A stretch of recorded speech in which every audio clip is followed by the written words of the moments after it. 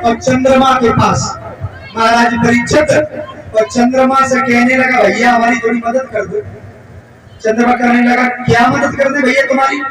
कि भैया तुम ऐसा करो कि तुम चढ़ करके एक दिन मुर्गा बन जाओ और हमको मौका मिलेगा, हम अहिल्या के साथ छल कर देंगे। बोला है इंद्र चंद्रमा से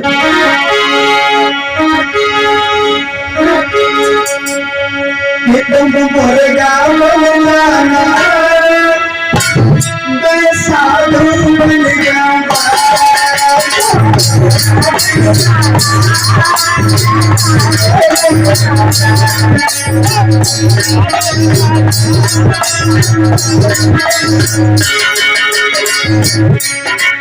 क्या बोला?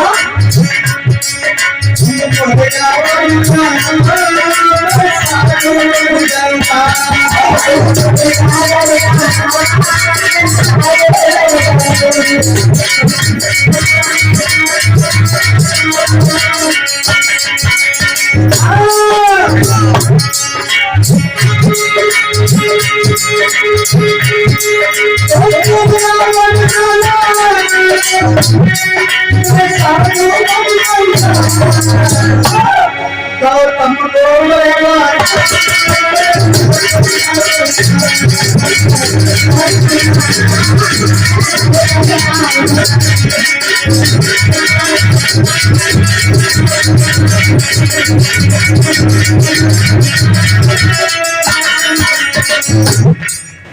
तुम ऐसा करना मुर्गा बन करके आवाज लगा देना, मुझे मौका मिल जाएगा।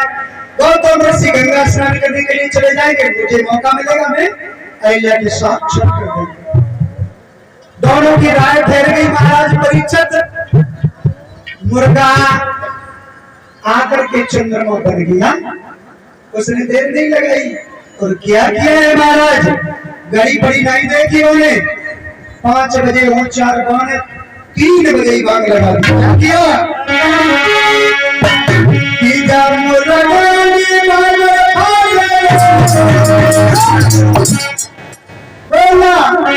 बोला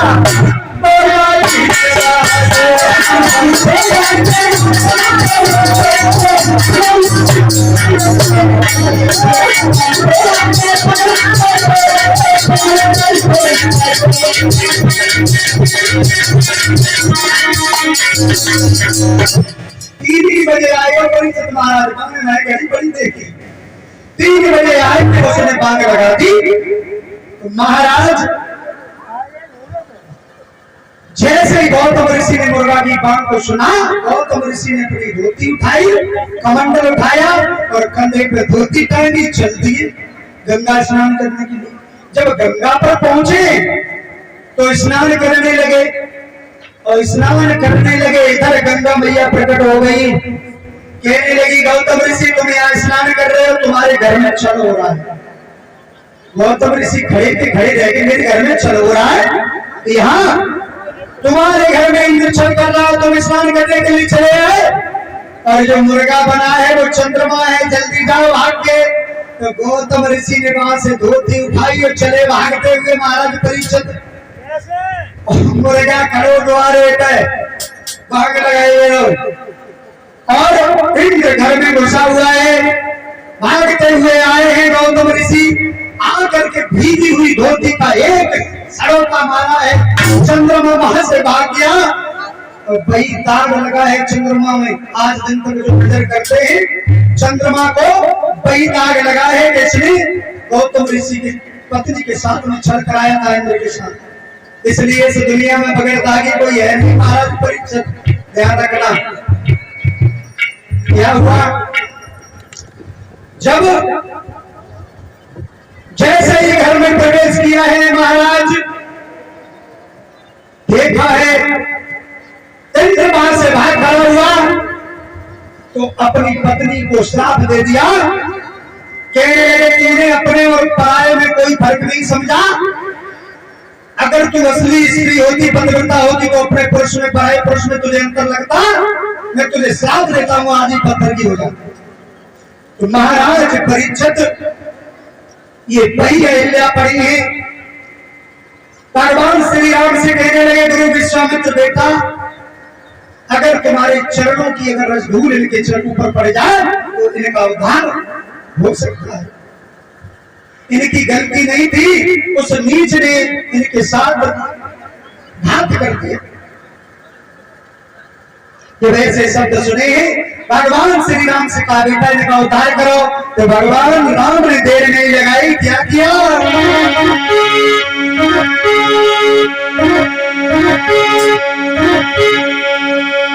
कदम बढ़ाए पास और तुरंत सिला में छाई, तुरंत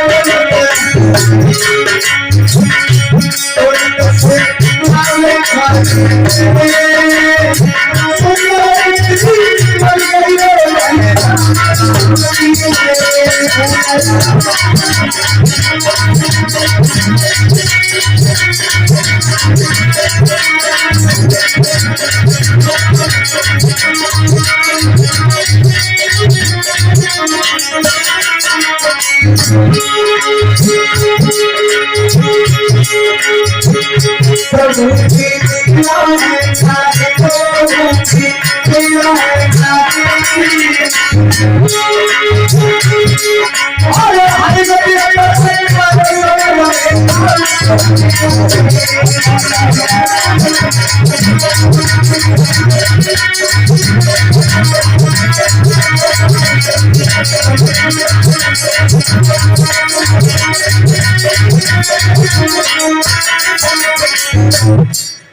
महाराज श्री राम ने आज्ञा पा करके और अहिल्या के ऊपर अपने चरणों की रसधूल को जैसे ही डाला, बड़ी सुंदर सी और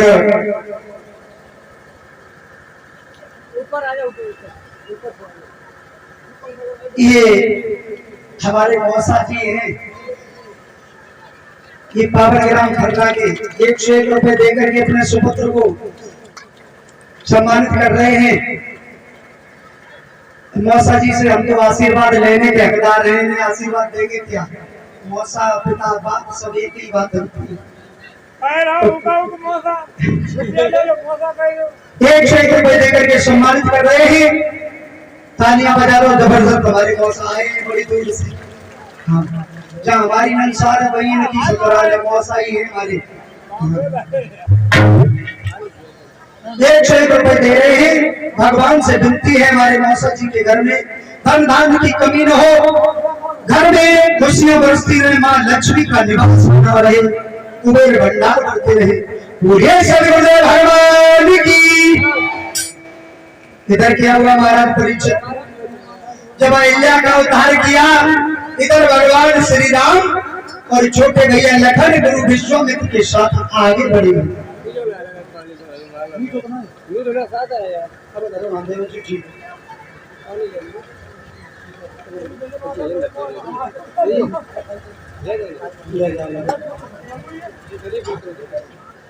जब आगे बढ़े हैं महाराज,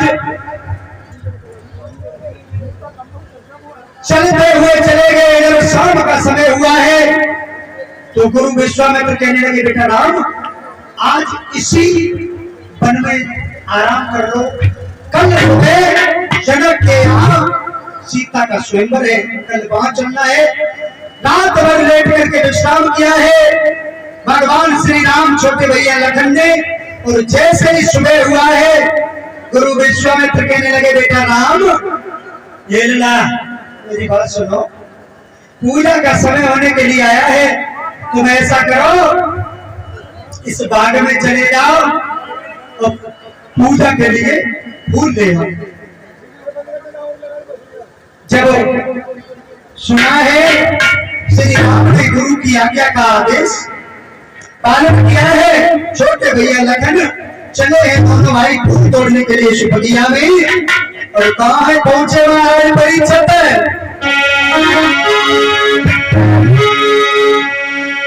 चले हैं अरे पहुंचे फूलबाग में, चले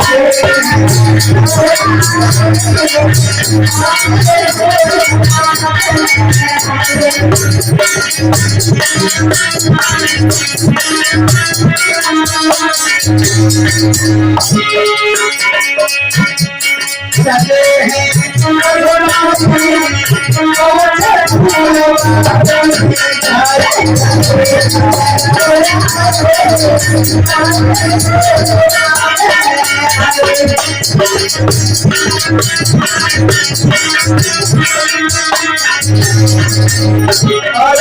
कौन सा है महाराज आदेश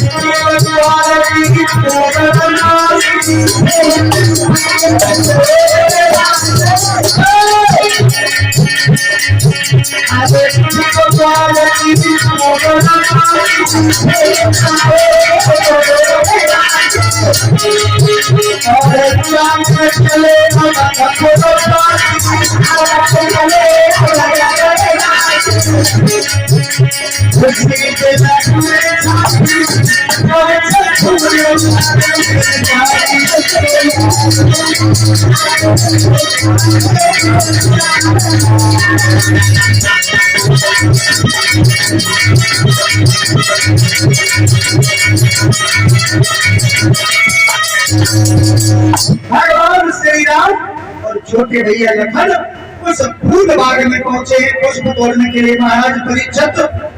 और तब तक उधर से क्या हुआ,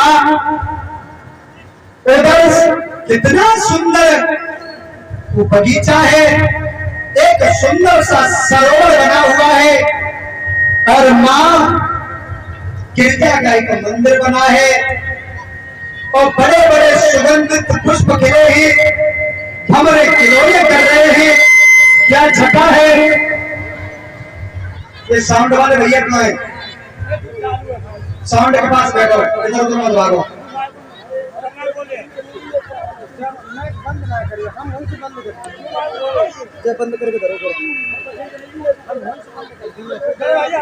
महाराज जब पहुंचे ही उस बगिया को जब देखा है, क्या हुआ महाराज, इतना सुंदर दृश्य है।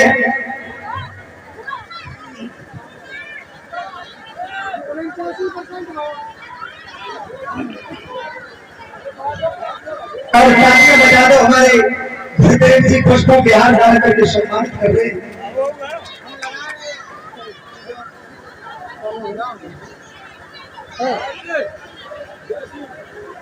और हमारे परम आदरणीय सम्मानित जय सिंह भाई साहब जी, ये हमें पुष्पों को हाथ डाल करके सम्मानित कर रहे हैं।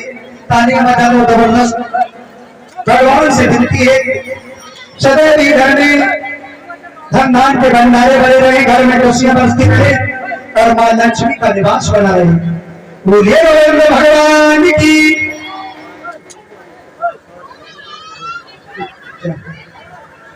महाराज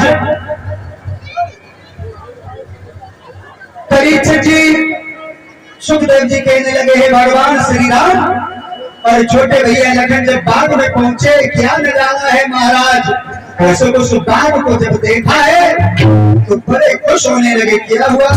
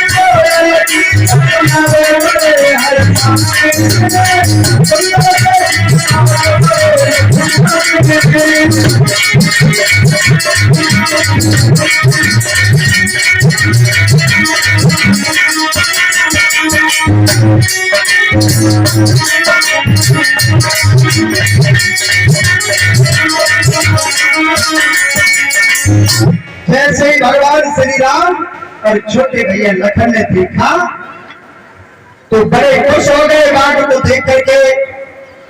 और इसी बीच में हमारे आदरणीय परम सम्मानीय संजय पाल भैया जो पावन ग्राम नगला महानंद के बसने वाले हैं, 101 रुपया हमें देकर के सम्मानित कर रहे हैं। और हमारी ये बेटी जो संध्या बैठी है इसको 51 रुपए देकर के सम्मान कर रहे हैं। सभी साथियों की कबड्डी दे रहे हैं। भगवान से विनती है कि भैया के घर में धन धाम की कमी न हो, घर में खुशियां बरसती रहे, धन धाम की कमी न हो। बोलिए सर्वदेव भगवान की। महाराज जैसे ही भगवान श्री राम उस बाग में बैठे हैं तब तक सीता मैया उधर से सहेलियों को लेकर के और उसी बाग में पूजा करने के लिए आई। क्या हुआ?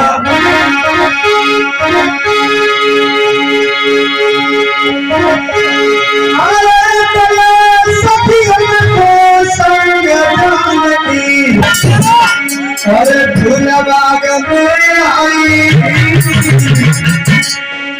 अरे बगिया के बीच में बैठे